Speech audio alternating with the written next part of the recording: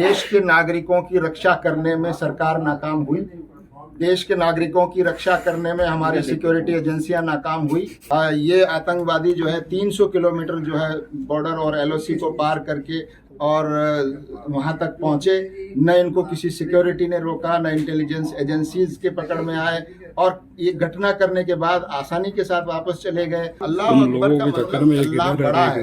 जब भी कोई एक ऐसा हादसा सामने आए, जब भी कोई ऐसी घटना हो जो अनएक्सपेक्टेड हो, जब भी कोई बहुत बड़ी चीज सामने नजर आ रही हो, तो अल्लाह याद आता है। कुछ लोग हैं कि देश को और समाज को धर्म के नाम पर बांटना चाहते हैं और उससे राजनीतिक फायदा उठाना चाहते हैं। ये ऐसे लोग देश के दुश्मन हैं। ऐसे लोगों के खिलाफ भी कार्रवाई की जानी चाहिए। धर्म के नाम पर धर्म पूछकर जो है लोगों को मारा गया, और मुझे लगता है कि ये संदेश देने की कोशिश की आतंकवादियों ने कि इसके जरिए से देश में एक नफरत का माहौल पैदा हो। हिंदू और मुसलमानों के बीच में नफरत फैलाने का काम इस घटना की आड़ में जो कर रहे हैं, वो देखा जाए तो आतंकवादियों का जो मंशा और एजेंडा है उसको एक तरह से मदद कर रहे हैं कि मरने वालों में मुसलमान भी हैं। जान बचाई, मुसलमानों ने अपनी जान देकर लोगों की जान बचाई।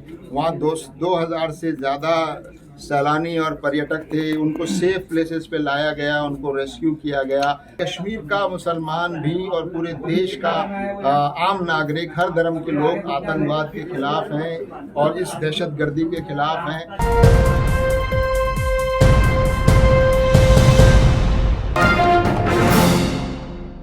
कि पहलगाम में 22 अप्रैल को जो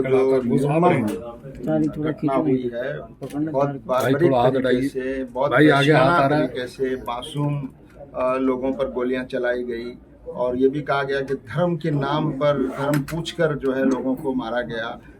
और मुझे लगता है कि ये संदेश देने की कोशिश की आतंकवादियों ने कि इसके ज़रिए से देश में एक नफरत का माहौल पैदा हो, और तो जो लोग इसकी आड़ में देश में नफरत फैला रहे हैं और इस पूरी घटना को मजहबी रंग दे रहे हैं और हिंदू और मुसलमानों के बीच में नफरत फैलाने का काम इस घटना की आड़ में जो कर रहे हैं, वो देखा जाए तो आतंकवादियों का जो मंशा और एजेंडा है उसको एक तरह से मदद कर रहे हैं। तो ऐसे लोगों के खिलाफ सख्त कार्रवाई होनी चाहिए, जबकि वहाँ साफ नजर आ रहा है कि मरने वालों में मुसलमान भी हैं। जान बचाई, मुसलमानों ने अपनी जान देकर लोगों की जान बचाई। वहाँ 2000 से ज़्यादा सैलानी और पर्यटक थे, उनको सेफ प्लेसेस पे लाया गया, उनको रेस्क्यू किया गया और उनकी मदद की गई। और वहाँ जो विक्टिम्स हैं, जो पीड़ित परिवार हैं, वो बार बार मीडिया पर कह रहे हैं कि कश्मीरी भाइयों ने हमारी मदद की, वहाँ के लोकल लोगों ने मदद की, घुड़सवारों ने मदद की, ड्राइवर्स ने मदद की, टैक्सी वाले लोगों ने मदद की, घरों में जगह दी, होटल से पैसा नहीं लिया, टैक्सी का पैसा नहीं लिया। तो ऐसी इस जो पॉजिटिव माहौल वहाँ लोगों की तरफ से आ रहा है, उसको न दिखाकर और एकता की बात को न दिखाकर आप बांटने का एजेंडा कुछ लोग आगे बढ़ा रहे हैं, और राजनीतिक तौर पर उसका फायदा उठाने की कुछ लोग कोशिश कर रहे हैं। अभी मैं पुणे से आ रहा हूँ। वहाँ पर 2 लोगों की मौत हुई है, तो मैं वहाँ उनमें से एक फैमिली के घर पर खुद जाकर आया, उनकी पत्नी से मिलकर आया जिनकी बीवी को मार दिया गया, उनकी बेटी से मिलकर आया और पूरे घर के लोगों के साथ बैठकर बात हुई। तो उन्होंने जिस तरह से कश्मीरी मुसलमानों की, लोकल मुसलमानों की जो तारीफ की है, उसको बहुत अप्रिशिएट किया जाना चाहिए कि कश्मीर का मुसलमान भी और पूरे देश का आम नागरिक, हर धर्म के लोग आतंकवाद के खिलाफ हैं और इस दहशतगर्दी के खिलाफ हैं। इसको रोकने में पूरा भारत एकजुट है, लेकिन कुछ लोग हैं कि देश को और समाज को धर्म के नाम पर बांटना चाहते हैं और उससे राजनीतिक फायदा उठाना चाहते हैं। ये ऐसे लोग देश के दुश्मन हैं। ऐसे लोगों के खिलाफ भी कार्रवाई की जानी चाहिए। एक और अली थोड़ा अल्लाह पीछे करने पाया और उसमें एक सैलानी होता है, फिर उसको एनआईए उठाती है, फिर छोड़ देती है, फिर दोबारा उसको अरेस्ट किया जाता है और पूछा जाता है कि तुमने अल्लाह अकबर क्यों।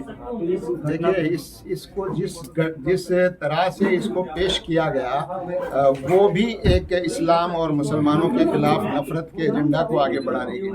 अल्लाह अकबर का मतलब अल्लाह बड़ा है।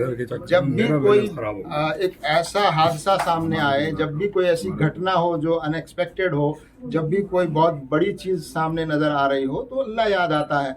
बहुत सारे जो हिंदू भाई हैं वो राम को याद करते हैं, बहुत से दूसरे लोग और किसी को याद करते हैं। तो एक दुर्घटना और बड़ी घटना के वक्त अल्लाह को याद करना, उसको आप एक कम्युनल रंग दे रहे हैं। बाद में इसकी सफाई भी दी है लोगों ने कि ये तो एक नॉर्मल चीज़ है, और इसको भी आप, इसका मतलब ये है कि देश में एक वर्ग ऐसा है जो हर चीज़ को नफरत और इस्लाम और मुसलमानों के खिलाफ नफरत के लिए इस्तेमाल करना चाहता है। ऐसे लोग देश के दुश्मन हैं, और वो लोग दरअसल आतंकवादियों का जो एजेंडा था नफरत फैलाना, ये एक धर्म के लोगों पर निशाना किया गया, और उसी एजेंडा को ये नफरत फैलाने वाले लोग उसको सपोर्ट कर रहे हैं। तो इनको भी पहचान कर इनके खिलाफ कार्रवाई होनी चाहिए। सर एक सवाल ये भी है सर कि नफरत के टूल के तौर पे मीडिया का जो कह रहे हैं मजहब के नाम पर मारा गया, लेकिन जो इस मजहब उसका उद्देश्य क्या था? मजहब के नाम पर मारने का उद्देश्य यही है कि आप जो है दोनों के बीच में नफरत फैलाएं, और वही एजेंडा हमारे नफरत फैलाने वाले जो गिरोह हैं, जो नफरत की सियासत करते हैं, जो नफरत फैलाकर राजनीतिक रोटियां सेकना चाहते हैं, वो भी उसी एजेंडा को आगे बढ़ा रहे हैं। तो ये तो देश को नुकसान पहुंचाने वाला है। नेता तो ये भी कहें कि कलमा सीख लो, कब जरूरत पड़ जाए आपको, क्योंकि अब जब कलमा पढ़वा के और अल्लाह अकबर बुलवा के मारा जाए। ये सब हल्की और नीचे सतह की बातें हैं, और जैसे मीडिया के लोगों को ऐसी हल्की बातों पर ध्यान नहीं देना चाहिए। असल बात यह है कि देश के नागरिकों की रक्षा करने में सरकार नाकाम हुई, देश के नागरिकों की रक्षा करने में हमारी सिक्योरिटी एजेंसियां नाकाम हुई, हमारी सिक्योरिटी फेल हुई।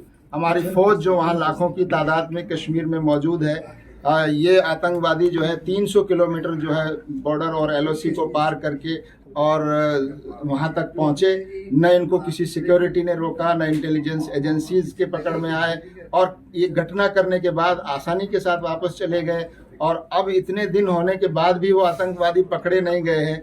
तो आप ये कौन सी बात कर रहे हैं? आप अपना जायजा भी लेने की जरूरत है।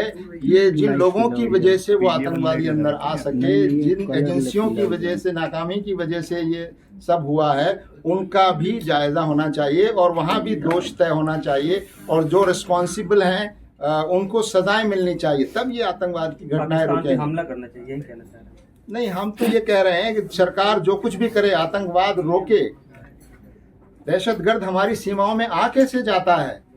अगर वो आता है, अगर चोर हमारे घर में घुसता है तो चौकीदार जिम्मेदार है, अगर हमारे घर में डाका पड़ता है तो सिक्योरिटी जिम्मेदार है, जिसके हाथों में हमने देश की बागडोर दी है। अगर वो हमारी सीमाओं की रक्षा नहीं कर पा रहा है तो ऐसे लोगों को सरकार में रहने का अधिकार नहीं। कह रहे हैं कि 140 करोड़ लोग भी तो जिम्मेदार है ना, इनके अंदर देशभक्ति की भावना ही नहीं है। ये तो इल्जाम है पूरे देश के लोगों पर। अगर पूरे देश के 140 करोड़ देशभक्त नहीं है तो इससे बड़ा अपमान देशवासियों का और क्या होगा। पूरा देश एक है, और आप अपना जायजा लेने को तैयार नहीं है कि एक 3-4 लोग आकर और 2000 लोगों की भीड़ में गोलियां चलाकर और 300 किलोमीटर अंदर आकर और वारदात करके चले जाते हैं। तो इसके लिए कोई ना कोई तो जिम्मेदार है, उनको पकड़ा जाना चाहिए। लेकिन जिनकी वजह से वो आए, जिनकी वजह से वो इतनी आसानी से काम करके चले गए, हमारे विक्टिम्स जो है टीवी पर बोल रहे हैं, बता रहे हैं।